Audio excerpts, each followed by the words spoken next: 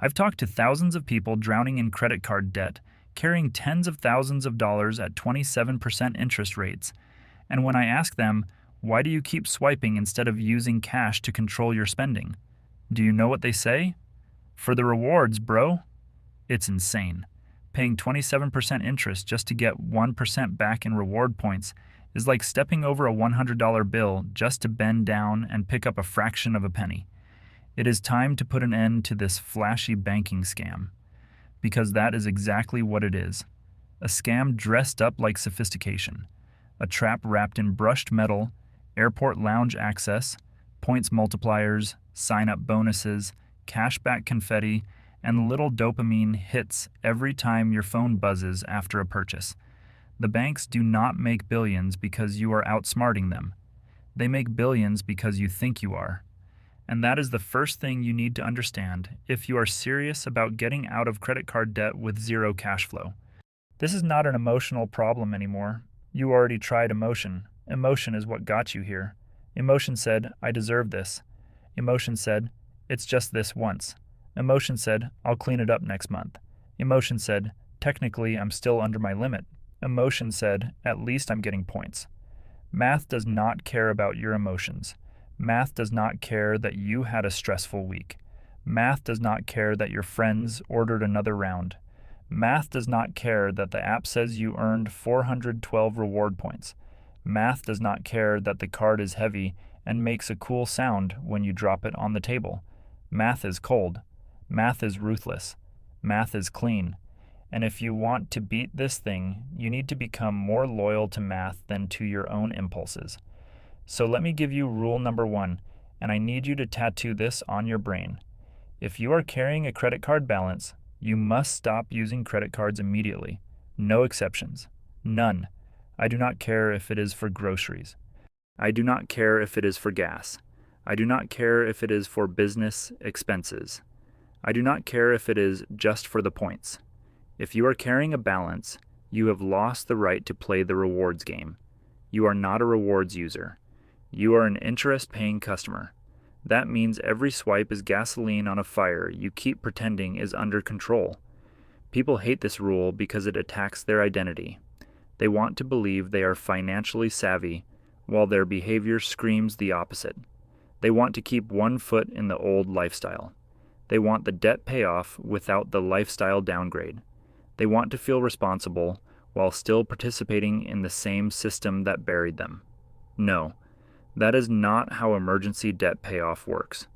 If your house is on fire, you do not keep lighting candles because they smell nice. If your financial life is on fire, you do not keep using the instrument that helped burn it down. And some guy always says, yeah, but I pay attention to categories. I get 3% on dining, 2% on travel, 5% rotating this quarter. Congratulations. You are optimizing crumbs while a bulldozer is running over your chest. Let's do the math slowly, because this is where the delusion dies. Say you carry a $10,000 balance at 27% APR. That is not some weird outlier anymore. That is normal now. 27% annual interest is financial violence. That means the debt is growing at roughly 2.25% per month before you even buy one more thing. 2.25%. On $10,000, that is about $225 in interest in 1 month. Now let's say you are still using the card because, hey, rewards. You spend $2,000 that month on normal life.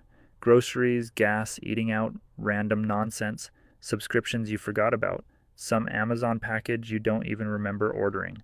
1% cashback on $2,000 is $20.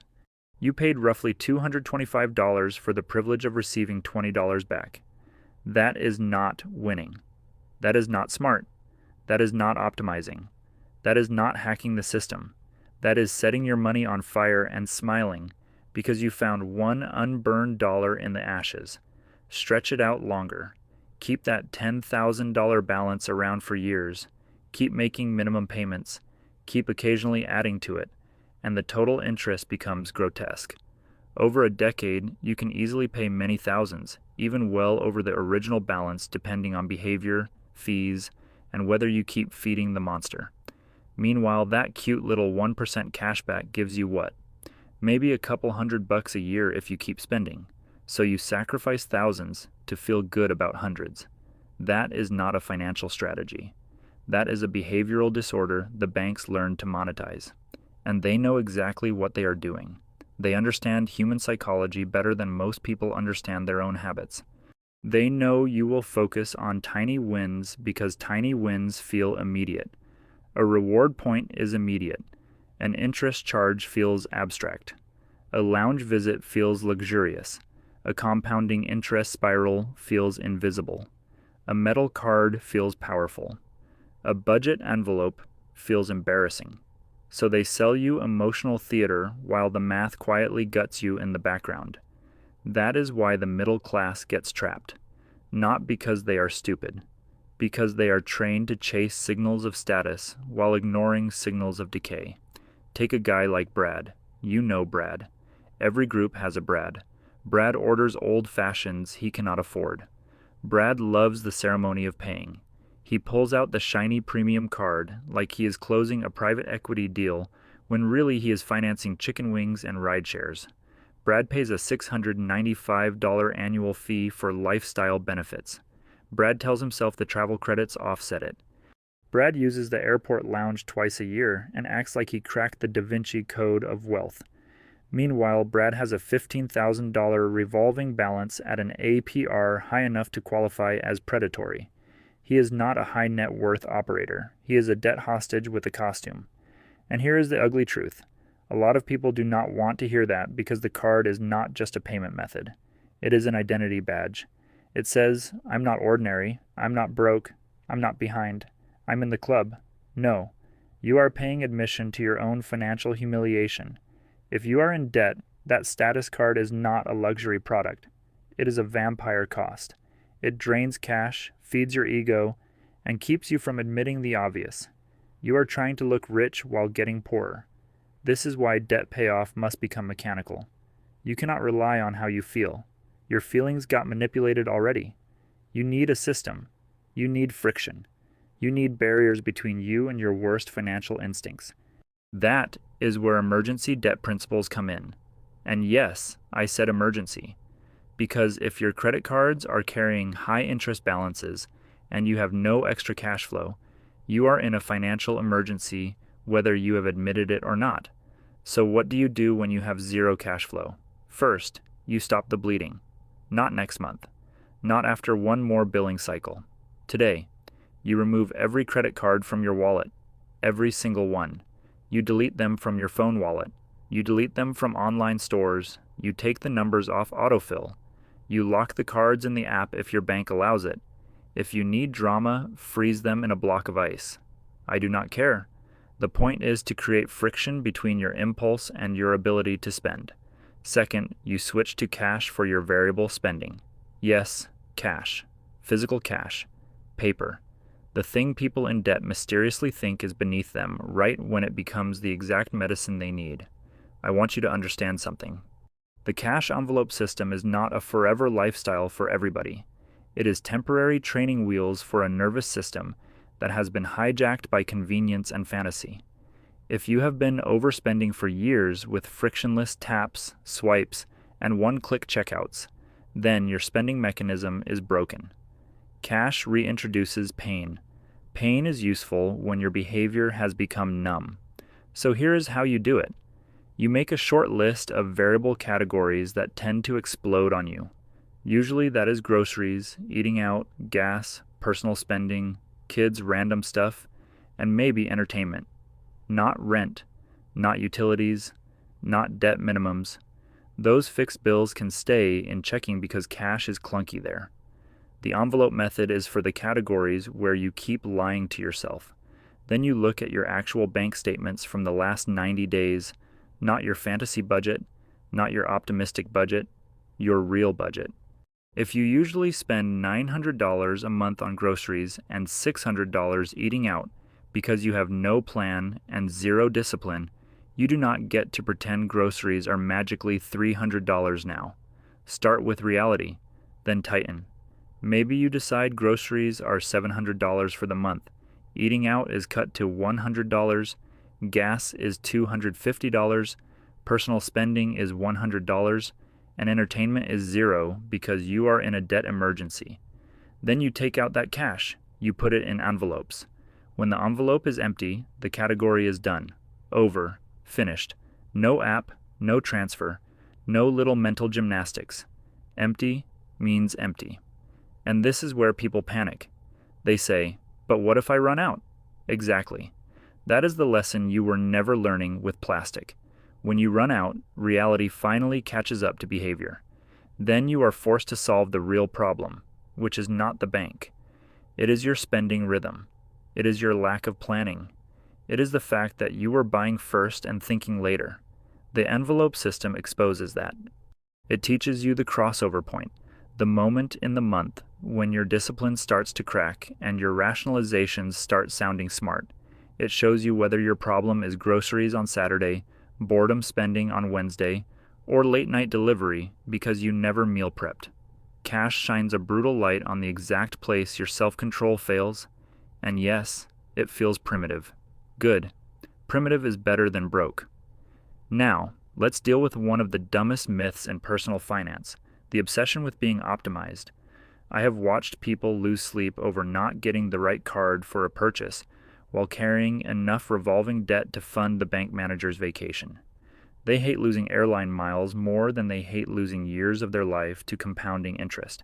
They will spend 30 minutes deciding which card gives them the best multiplier on takeout, and 0 minutes looking at the fact that their principal is barely moving. That is not optimization. That is avoidance dressed as intelligence.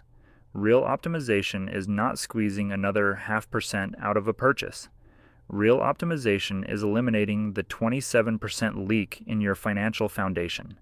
If you have a hole in the bottom of the boat, you do not debate the best brand of bottled water to bring on board. You fix the hole. Now let's talk about balance transfers, because this is where a lot of people get seduced by fake progress. The 0% APR teaser offer shows up, and suddenly you think salvation has arrived in your mailbox. The bank says, move your debt here, enjoy 12 or 18 months of relief, pay a small transfer fee, and breathe easy. Can a balance transfer help in a narrow mathematical sense? Sure. If, and this is a gigantic if, you have already corrected the behavior, stopped using cards, built a strict payoff plan, and will aggressively pay down principal before the promo ends. But that is not how most people use it. Most people use it as an emotional anesthetic. Meet Dave. Dave transfers $8,000 from card A to card B at 0% for 15 months. He feels brilliant. He feels proactive. He tells himself he is finally taking control. For 2 weeks, he walks around like a restructuring genius. But because Dave never solved the real issue, which is his spending behavior, he keeps card A open. He tells himself it is just for emergencies. Then groceries go on it, gas goes on it, a weekend trip goes on it, a few dinners, a few subscriptions, some nonsense purchases he cannot even remember. 6 months later, card A is carrying a balance again, card B still has most of the transferred debt, and Dave somehow turned one fire into two. That is what balance transfers do for undisciplined people. They relocate the debt without removing the behavior that created it. They change the address of the problem and call it progress. You do not need debt shuffling. You need spending amputation. You need to cut off the behavior that is feeding the machine. Now maybe you are sitting there thinking, okay, great, but the title says pay off credit cards with zero cash flow. How am I supposed to pay off anything if there is nothing left at the end of the month? Here is the hard truth. If there is truly zero cash flow, your first victory is not acceleration. It is stabilization. Your first win is creating even a tiny surplus by stopping new charges, slashing variable spending, attacking fees, reducing interest, and forcing your existing money to stop leaking out. That is how you create the first inch of breathing room. And sometimes that inch matters more than some heroic side hustle fantasy because it actually sticks. That is why one of the highest return actions you can take immediately is negotiating your APR down. Most people never even call because they assume it will not work, or they feel embarrassed, or they think the bank is some immovable fortress. Nonsense. Banks negotiate all the time, especially if you have been paying. They would rather keep collecting from you at a lower rate than push you into default or charge off. If your APR is 27% and you get it down to 14% or even 16%, that changes the entire slope of the mountain. More of your payment hits principal. Less gets vaporized in interest. Your payoff date moves closer. Your morale improves because the math finally starts working with you instead of against you. And since most people freeze when it is time to make the call, let me give you a word-for-word script. I mean, literally read this if you need to. Put the phone on speaker, take a breath, and say it exactly like this. Hi, I'm calling because I've been a customer in good standing, and I want to discuss reducing the APR on my account. I'm working aggressively to pay this balance down, and the current interest rate is making that difficult. I would like to request a significant APR reduction today. Then stop talking. Let them answer. If they give you some generic nonsense like, we review rates periodically, you say, I understand that, but I'm calling specifically to request a manual review. I've been making payments, I'm committed to paying this account off, and I'm asking for a meaningful reduction in the APR, so more of my payment can go toward principal. What options do you have available today? If they offer you some pathetic reduction, like dropping you from 27% to 24.99%, do not act grateful. Say this, I appreciate that, but to be honest, that doesn't materially help. I'm looking for a real hardship or retention adjustment that gives me a reasonable chance to pay this balance down faster. Is there a supervisor or account specialist who can review this further? If they say no, keep going. Before we end the call, I want to make sure we've explored every option. Are there any temporary hardship programs, promotional APR reductions, internal review requests, or retention offers available on this account? I'm specifically asking because I want to stay current and pay this debt off responsibly. If they still resist, say this. I want to be clear that I am not asking to avoid payment. I am asking for a lower APR so I can pay this debt off more aggressively and remain a reliable customer. If there is any documentation, internal note, or escalation path needed, I'm willing to do that right now. What is the next step to get this reviewed? And if they transfer you, great. Repeat yourself calmly. Same tone. No whining, no life story, no rambling. Just facts. Then say this to the next person. I'm calling to request an APR reduction on my account. I'm actively paying down this balance, but the current interest rate is too high and is slowing progress. I'd like to know what you can do today to lower the APR substantially. If they ask whether you have received offers elsewhere, say, yes, I'm reviewing all my options, and I'm trying to decide the best path for repayment. I would prefer to stay with your institution if you can offer a competitive APR adjustment. That line matters. You are not threatening. You are signaling alternatives. If they say the system does not allow it, hit them with, I understand the system has guidelines, but I'm asking whether you personally can submit a request, escalate it, or connect me with the department that handles APR reviews, hardship support, or retention offers. I don't want to hang up until I've exhausted those options. And if they finally give you a better rate, ask this before the call ends. Thank you. Can you confirm the new APR when it takes effect, whether it is temporary or permanent, and whether there are any conditions I need to meet to keep it? Then write it down. Get the representative's name, get the date, get the details. That call alone can save you hundreds or thousands of dollars. Yet most people will not do it because they would rather scroll credit card forms and debate reward structures than make one uncomfortable phone call that actually changes the math. That right there is the disease. People prefer complexity over courage. They would rather study the maze than walk to the exit. Now let me validate something, because I do not want you hearing this as just blame. A lot of you were absolutely manipulated. You were handed a weaponized financial product at 18 with almost no real education, then dropped into a culture that normalizes consumption as therapy. Everywhere you look, the message is the same. Upgrade, Reward yourself, don't miss out. This is what successful people buy. This is what grown men carry. This is the lifestyle you deserve. And the entire machine is engineered to reduce friction, create urgency, and disconnect the emotional act of buying from the physical act of paying. So yes, the system is predatory. Yes, it plays on insecurity, status anxiety, and impulse. Yes, it profits from your confusion. But listen carefully. Once you understand the game, excuses expire. At that point, responsibility becomes yours. Not because the banks are innocent, they are not, but because your freedom only begins when your excuses end. So if you have zero cash flow, here is the order. Stop using the cards. Immediately. Switch to cash envelopes for the categories that keep wrecking you. Cut status spending with a chainsaw. Cancel the annual fee vanity cards if the perks are not overwhelming the fee and you are in debt, which they are not. Call every issuer and negotiate APR. Ask about hardship options. Get ruthless with recurring charges. Sell the junk you bought to impress people who do not care about your financial future. And every time you feel the urge to optimize for points, drag your eyes back to the principle. Principle first. Interest rate second. Behavior always. Because the deepest trap here is not the interest. It is the identity. It is the belief that you can keep living like the old version of yourself while trying to build a new financial life. You cannot.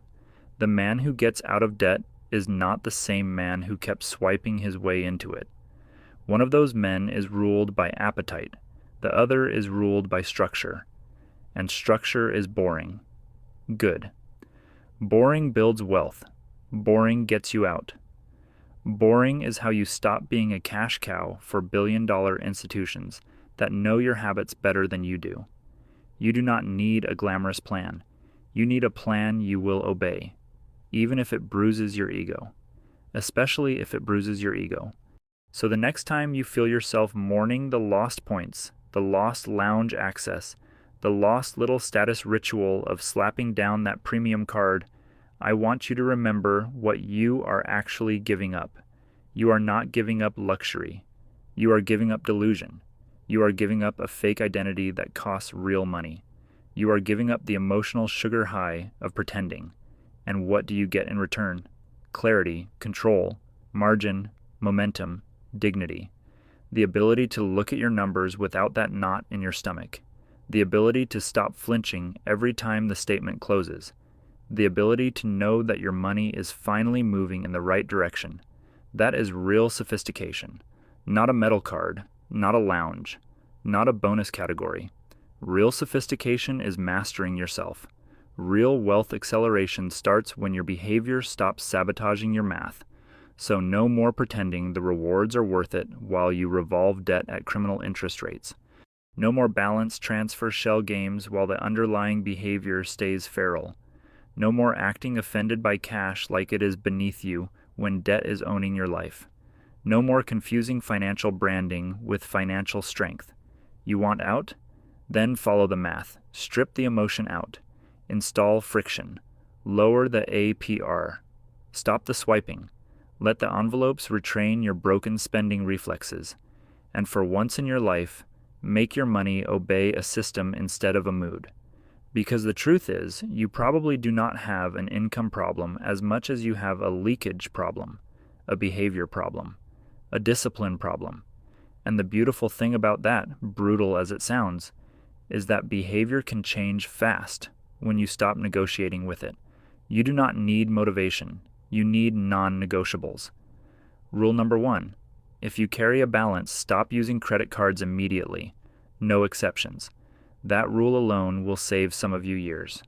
Don't let the banks turn you into their ATM. Click the link below to use my free debt payoff calculator to find the exact month and year you will be completely financially free.